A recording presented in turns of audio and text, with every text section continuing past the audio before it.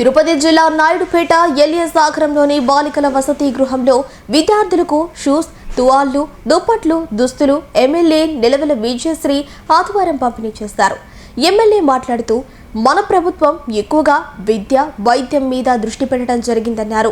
Education ఉంటేనే మనం రేపు లోకంలో ఏదైనా సరే ఎదుర్కోగలమని, ఏదైనా పని చేసుకోగలమని, ఖచ్చితంగా మనకు డబ్బులున్నా లేకపోయినా ఎడ్యుకేషన్ అయితే ఉండాలని అన్నారు. మనకి ఎంత డబ్బులు ఉన్నా సరే ఆరోగ్యంగా లేకపోతే మనం చేయగలిగింది ఏమీ ఉండదని, కాబట్టి ఆరోగ్యం కూడా అంతే అవసరమని అన్నారు.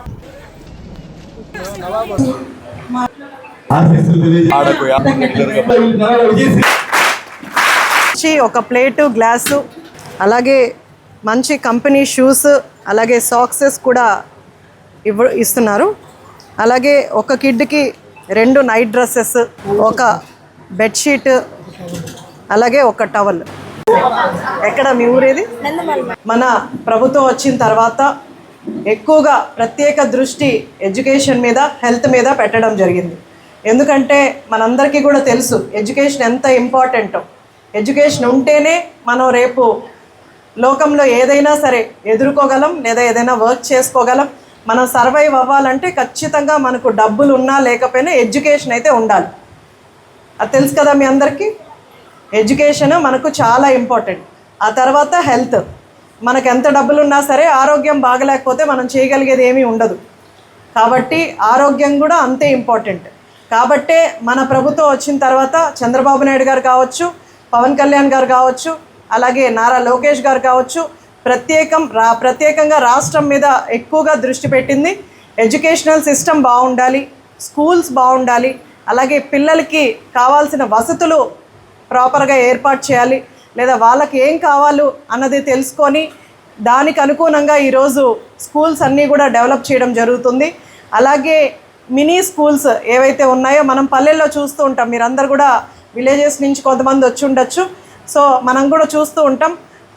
1st క్లాస్ నుంచి 5th క్లాస్ వరకు ఒకే క్లాస్లో జరుగుతుంది క్లాసు. అలాగే ఒక టీచరే ఉంటారు. ఆ ఒక టీచరు 1st స్టాండర్డ్ నుంచి 5th స్టాండర్డ్ వరకు పిల్లలందరికీ ఒకేలాగా చెప్తారు. సో దానివల్ల పిల్లలు కొంత నష్టపోతారు. ఎడ్యుకేషన్ సరిగ్గా ఉండదు. అంటే 1st క్లాస్ పిల్లల స్టాండర్డ్స్ వేరే, 5th క్లాస్ పిల్లల స్టాండర్డ్స్ వేరే. సో ఇద్దరికి కలిపి ఒకేలాగా చెప్తే వాళ్ళకి అర్థం కాదు, వీళ్ళు నష్టపోతారు, వాళ్ళు నష్టపోతారు. అలాగ ఉండకూడదు. ఒక్కొక్క క్లాస్కి ఒక్కొక్క టీచర్, 1 క్లాస్ 1 టీచర్ అని తీసుకొచ్చి ఇప్పుడు ఏవైతే చిన్న స్కూల్స్ ఉన్నాయో అవి అప్గ్రేడ్ చేసి పెద్ద స్కూల్స్కి తీసుకెళ్ళి ఒక్కొక్క క్లాస్కి ఒక్కొక్క టీచర్ ఉండేలాగా, ఒక్కొక్క సబ్జెక్ట్కి ఒక్కొక్క టీచర్ ఉండేలాగా పెడితే సో 1st స్టాండర్డ్ ఏ స్టాండర్డ్స్ అయితే ఉన్నాయో ఆ టీచర్ అది ఫాలో అవుతుంది. 5th క్లాస్కి ఏ స్టాండర్డ్స్ ఉన్నాయో ఆ టీచర్ అది ఫాలో అవుతుంది. అలాగా లెర్నింగ్ అవుట్కమ్ బాగా రావాలి, పిల్లలు బాగా చదువుకోవాలి. ఎందుకంటే మనకు చిన్నప్పుడే బ్రెయిన్ డెవలప్మెంట్ బాగుంటుంది. మా ఏజ్ వచ్చిన తర్వాత కొంతవరకు మనకు అంత మెమరీ పవర్ ఉండదు, కానీ చిన్నప్పుడు చాలా మెమరీ పవర్ ఉంటుంది మనకు. మనం ఏదైతే వినగలమో లేకపోతే చూడగలమో అంటే ఒక్కొక్కరికి ఒక్కొక్క ఇది ఉంటుంది. కొంతమంది చూస్తే చాలా వరకు మెమరీలో స్టోర్ చేసుకోగలరు. కొంతమంది వింటే మెమరీ పవర్లో ఉంచుకోగలరు.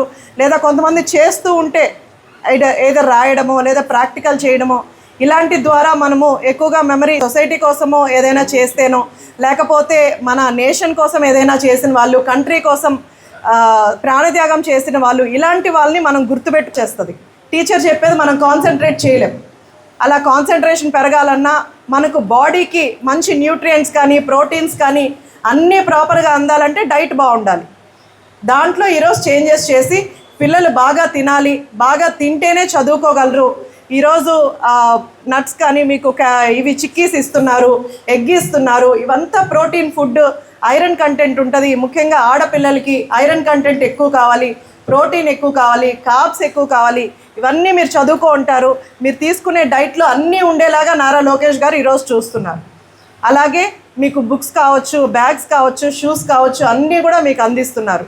కాబట్టి నేను కోరుకునేది మీరందరూ నారా లోకేష్ గారు అంత కష్టపడి మన పిల్లల కోసం, మన స్కూల్ కోసం అంత కష్టపడి చేస్తున్నందుకు ఎంఈఓ గారు చెప్పినట్టు మనం తిరిగి చేయగలిగేది బాగా చదువుకొని మంచి మార్క్స్ తెచ్చుకుంటే ఆయన సంతోషిస్తారు. పిల్లల కోసం నేను ఇంత చేస్తున్నందుకు పిల్లలు బాగా, ఆయన పోయినసారి మీరు చూసుంటారు షైనింగ్ స్టార్స్ అని ప్రోగ్రాములు పెట్టారు. అలాగే 550 పైన వచ్చిన పిల్లలందరివి న్యూస్ పేపర్లో వేయించడం కానీ ఇవన్నీ కూడా ఆయన అంత సంతోషపడుతున్నారంటే అంటే నేను చేసిన చేంజెస్కి పిల్లలు చక్కగా చదువుకుంటున్నారు.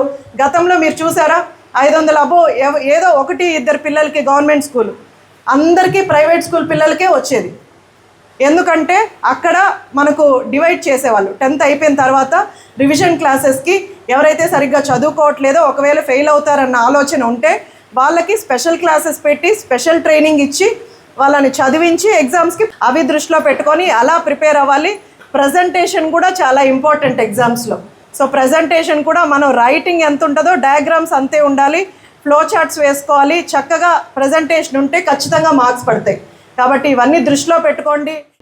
Narayana educational institutions Nellore NEET 2025లో కేవలం నెల్లూరు నారాయణ మెడికల్ అకాడమీ నుండి జాతీయ స్థాయి ఓపెన్ కేటగిరీలో 1000 లోపు 9 ర్యాంకులు సాధించడంతో పాటు 397కు పైగా మెడికల్ సీట్లు సాధించి మరే ఇతర విద్యా సంస్థలు అందించలేని ఉత్తమ ఫలితాలు అందిపుచ్చుకున్నారు.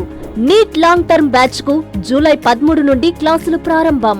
సంప్రదించండి నెల్లూరు నారాయణ మెడికల్ అకాడమీ.